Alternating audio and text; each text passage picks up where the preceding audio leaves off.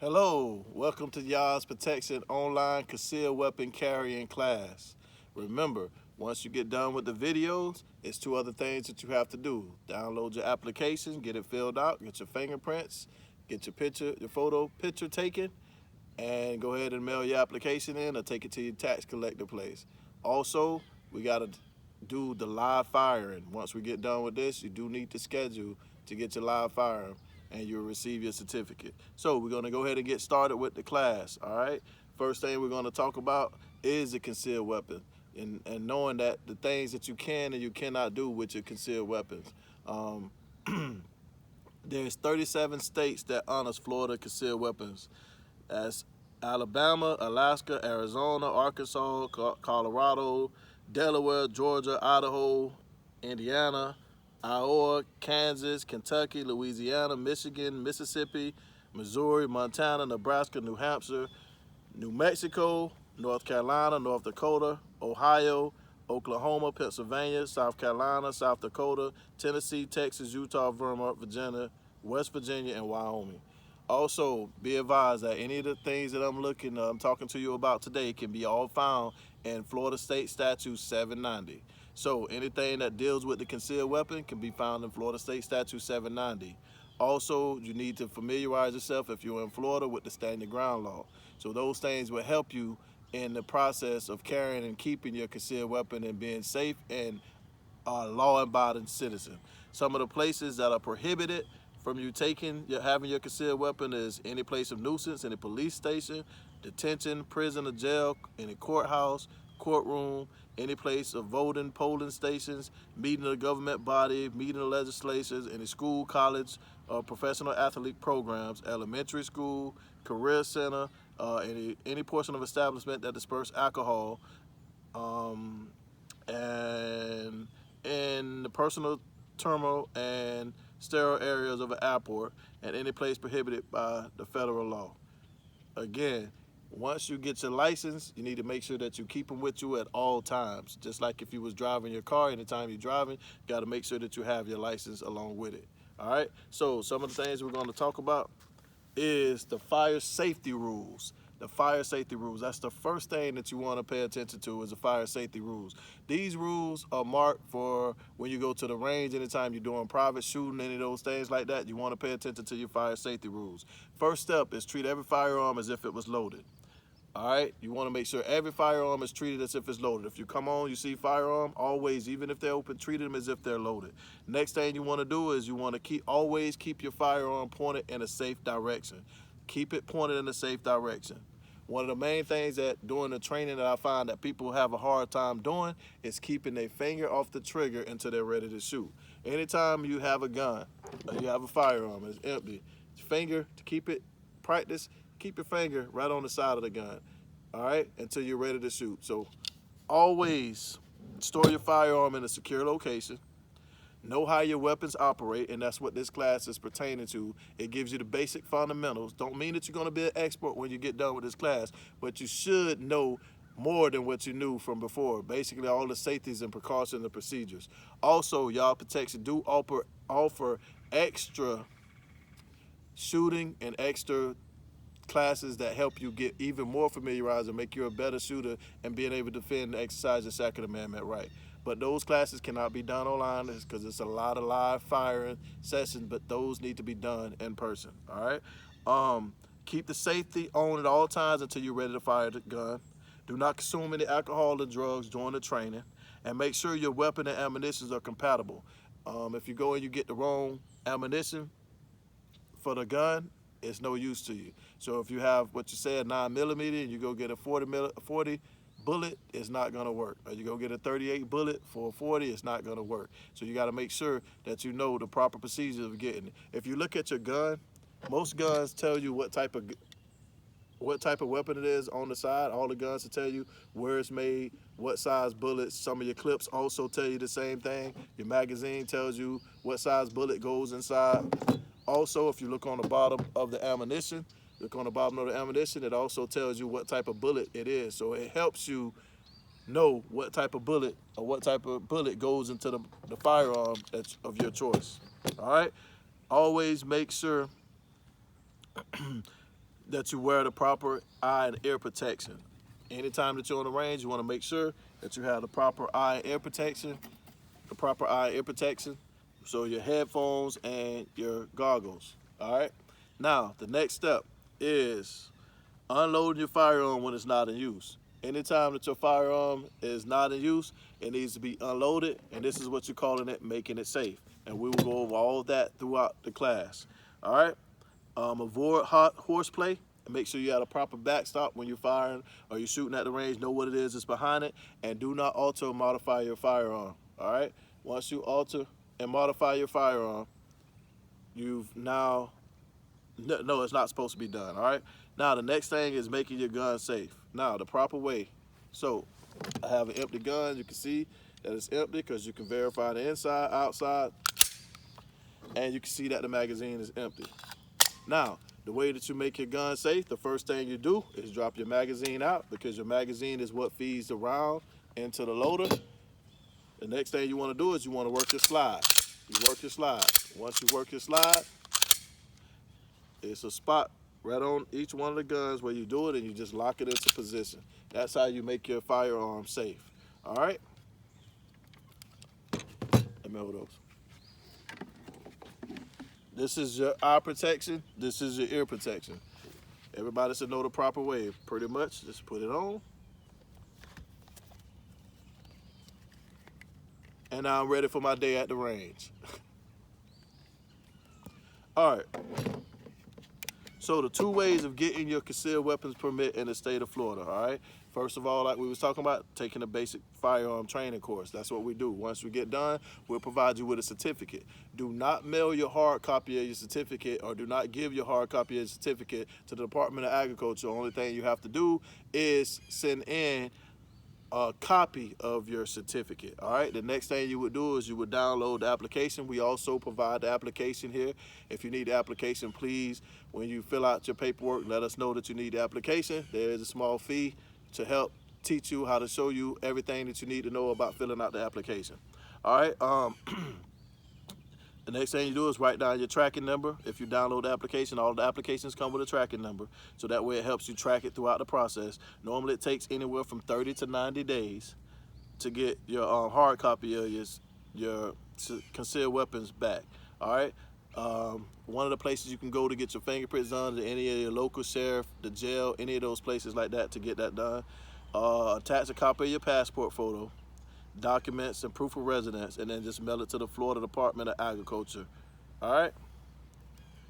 Or you can go to your local tax collector place and they'll be able to do all the things at one, or schedule an appointment with your Department of Agriculture and they'll do everything at one time. Now your concealed weapons is good for approximately 7 years. All right. Your concealed weapons is good for approximately 7 years. In order to get your concealed weapons, you must be over the age of 21 and have pretty a clean background. There's a few little things that they will honor and allow you to have in order to get your concealed weapons with certain misdemeanor, but that is for the Department of Agriculture to determine. Right now, all we're talking about is your certification, how to get the certification in order to be able to apply for the concealed weapons.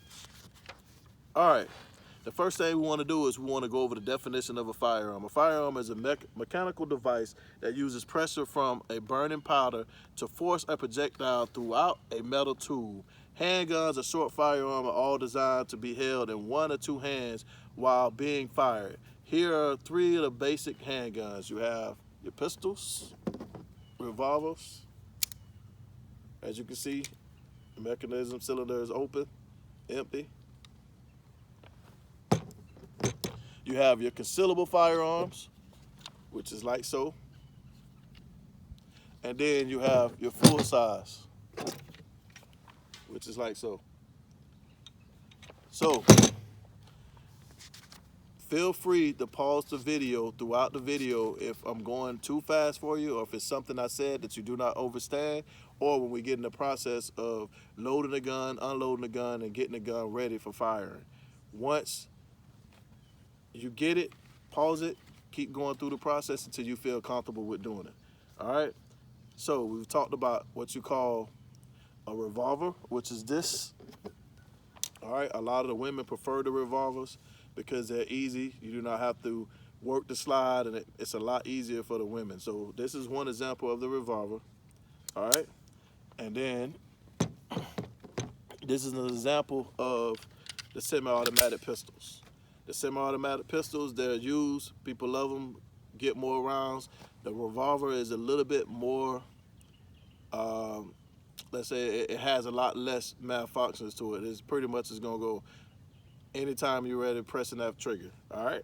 So, any questions in regards to the revolver, the semi-automatic?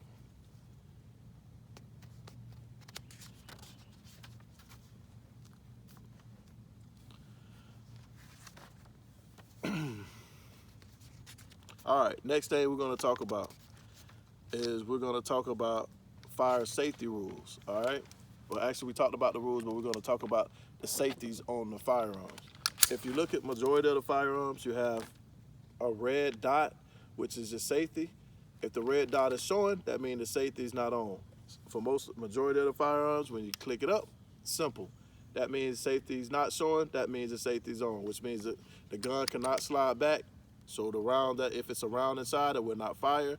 And if there are no rounds, then no rounds can be loaded inside. Again, like we talked about earlier, when you're loading the magazine inside and you're making it safe, the reason we work the slide several times is make sure we got everything out. Because remember, the magazine is designed, just like an arm is designed to put the food into your mouth. The magazine is designed to keep pushing the bullets and keep feeding the gun into the rounds into the gun, so it continue to fire.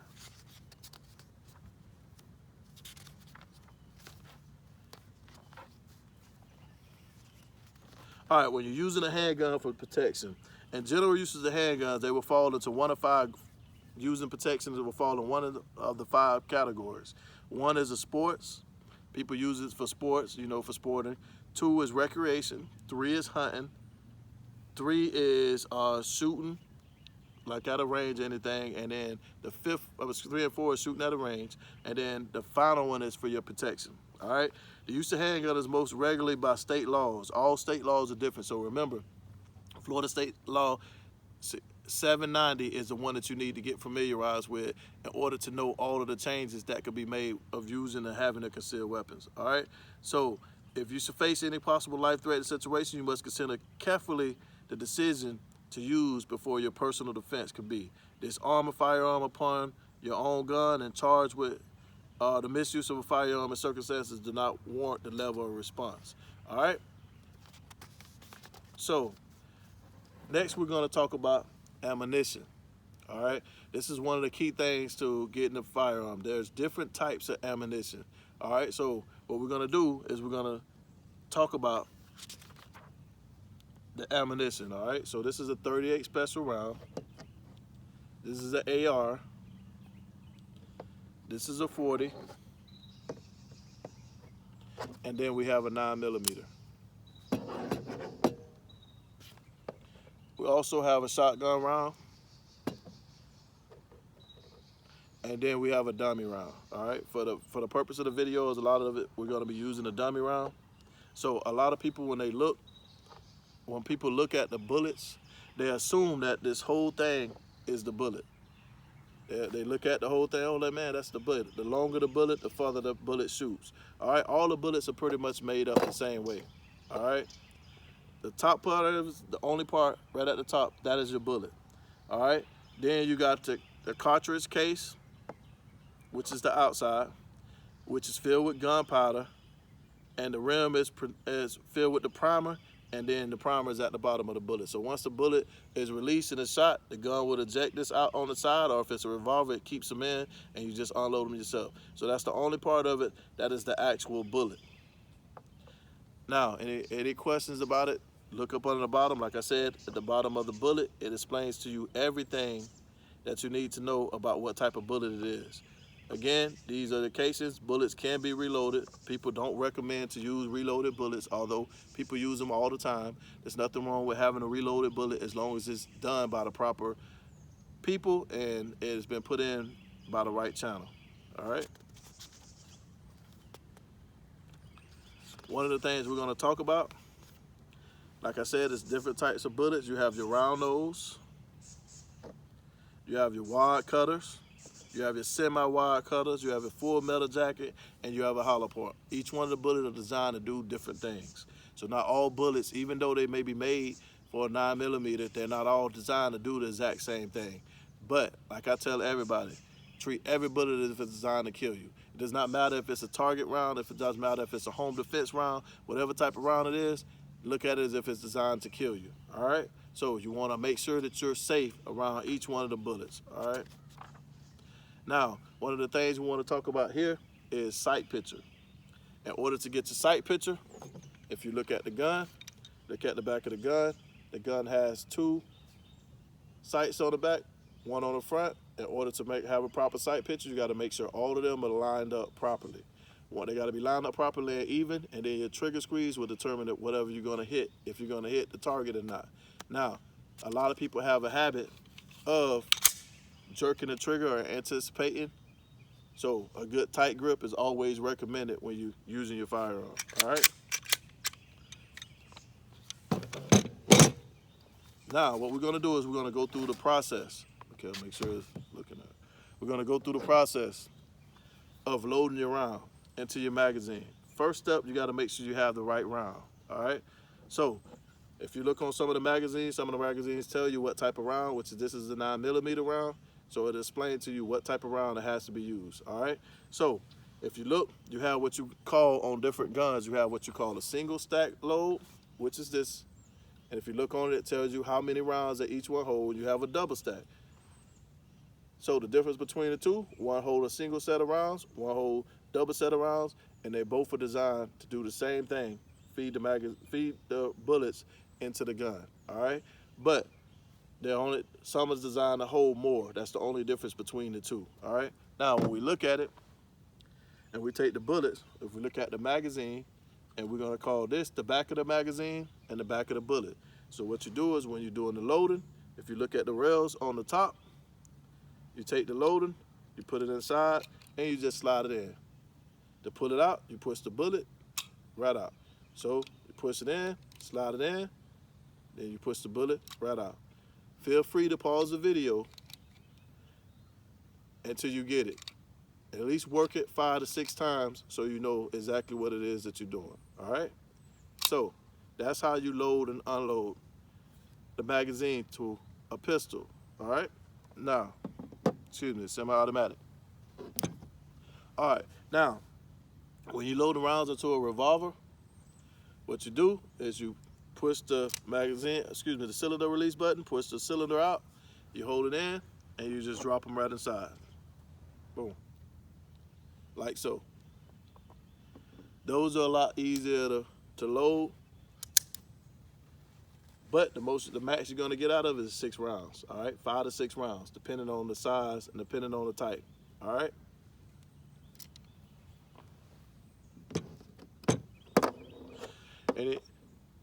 Any help on loading and unloading the rounds into the loading the bullet into the magazine, all right?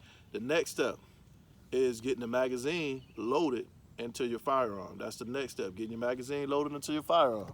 All right, if the firearm is in this position, if you look, they have rails on the back for the most part. All of them have the rails on the back. All you do is you just pull the rail, boom. Now, the way that you load it, take it, put it in your strong arm, make sure it's not pointing at anything, and you take the magazine, put it in, and give it a nice little. So now you've loaded your magazine, your rounds inside of your firearm, but the firearm is not ready to shoot at this point. Can you tell me why? The reason why it's not ready to shoot is because we have not loaded a round into the chamber. So in order to get a round loaded into the chamber, just pull back, and the round is now loaded into the chamber. Now, when you have an empty gun, and the gun locks back into this position when you pull back, it's just letting you know that the gun is empty. So anytime you're shooting and it locks back into that position, all it's doing is it's basically telling you that the gun is empty. Now, 2, release it from this position. You got to have rounds inside of the magazine in order to release it from that position. If there are no rounds into the magazine, it's going to continue to lock. So what we're going to do is we're going to put the dummy round in for the sake.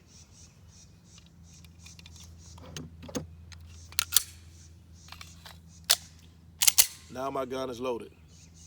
All right. In order to unload it, if we just finished shooting and we still have a round in, all you do is pull the slide, work the slide, the round will pop out. I recommend that you work the slide multiple times for it, drop the magazine out, and then your gun has now made it safe. All right. So now, if you're using a revolver, the way you make it safe is once you finish the release, push the release, push the cylinder through. Once you do it, that's the cylinder release, and you just drop them. Just drop them out. Real simple. All right. Now, we've learned how to load the rounds. We learned how to load the magazine. We learned how to put the clip inside, put the round inside. Now, the next step is the proper trigger squeeze. A lot of time people have a hard time with trigger squeeze. I recommend that you can do it one or two ways.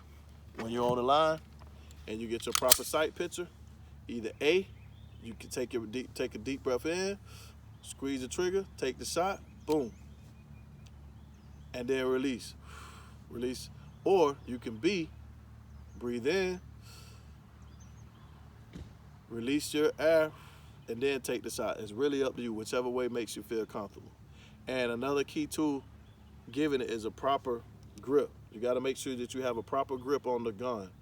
Make sure you have a proper grip, and that's what holds everything into place and keep you from messing up the round. So what I would say is you take the firearm, boom, you got the grips that show you how to hold it. And you take your other hand, put it right on the side. Now, a couple of people do it like so. Or some people also take and do it like this, which you'll see a lot of police. And it gives you a better aim, trigger squeeze, aim, bam. And it keeps it. Now, each gun is going to have a different type of recoil. So the recoil will determines, the way you hold it will determine whether you hit your target that you're aiming for or not. Now, the heavier the gun, the more accurate. The smaller the gun, the less accurate. The lighter the gun, less accurate. But they all are designed to do the same thing. All right. So that's for a different class. For right now, we're just focusing on the fundamentals, so you know how to use it. Same thing with your revolver. Put it in, proper control, and then squeeze. Boom. Same thing. All right? Remember, if the video is moving too fast and you haven't caught on, pause the video, go through. All right?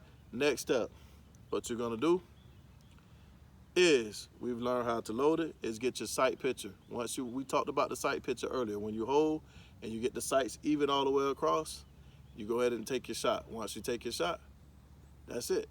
Continue to squeeze. Now, what we recommend here at Y.P.C is that a person take their first shot without any protection, any eye and ear protection.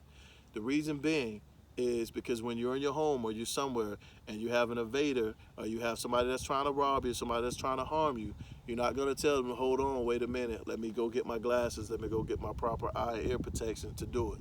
And also another reason is you never know how you're going to react if you never heard a gun go off and you never felt the pressure of the gun when you first shoot the gun for the first time. So what we recommend is that you shoot the first round without having all of this, and then all the rounds after it, you go ahead and put on your eye and ear protection. All right? That gives you an advantage of knowing how you're going to react if you've never shot a gun before. Now, remember, just because you've taken this portion of the class does not mean that you are complete. You now have to download your application, schedule an appointment with Y.P.C for live firing. Yes, you're right. You heard it. Live firing. We have to shoot a few rounds so I can know that you know the fundamentals and the safeties of the round. Until then, take care. One team, one goal, one mission. Thank you, Y.P.C.